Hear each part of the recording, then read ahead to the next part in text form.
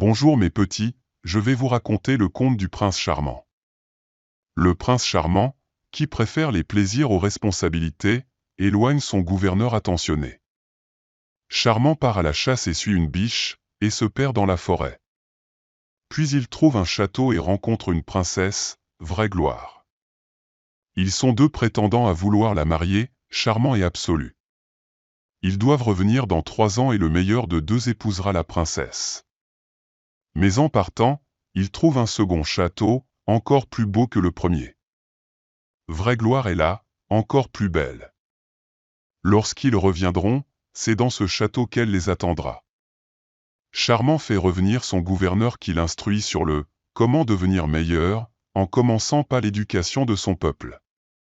3 ans plus tard, Charmant retrouve Absolu, entouré des siens, sûr de gagner. Mais Charmant va au premier château, Absolu au second. Charmant se marie avec Vraie Gloire et Absolu comprend que la femme qu'il a prise pour Vraie Gloire est en fait Fausse Gloire, une vieille bonne femme laide, chauve et ridée. Il en meurt de chagrin. Mes amis, n'oubliez pas de s'abonner sur la chaîne YouTube Saxime. Bonjour mes petits, aujourd'hui je vais vous raconter le conte de « Le vilain petit canard ». Une canne couve un œuf qui tarde à se briser, puis en sort un petit canard grand et laid, mais la canne persiste à l'aimer contre l'avis de tous. Tous les canetons sont beaux sauf celui-là, disent-ils tous en chœur. Puis le petit canard s'enfuit au grand marais. Des chasseurs tuent 2 jarres et le chien vient les chercher mais laisse le petit canard. Il se réfugie dans une cabane où reste une vieille paysanne, un chat et une poule. Puis il se sauve et arrive l'automne et le froid. Puis l'hiver et le froid terrible. Un paysan le sauve un matin où le petit canard était pris dans la glace. L'hiver passe et le printemps revient.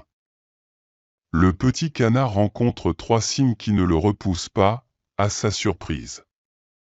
Puis il voit son image dans l'eau, le petit canard est un cygne.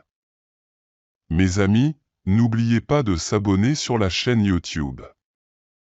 Bonjour mes petits, je vais vous raconter le conte de la veuve et ses 2 filles. Une veuve a 2 filles, une vieille femme passe près de la maison et la veuve demande aux filles de donner à la vieille. L'une hésite et l'autre donne. La vieille est une fée et fait de la première une reine, de la seconde une fermière.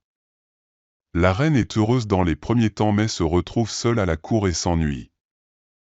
Elle va à la campagne chez sa sœur qui est heureuse.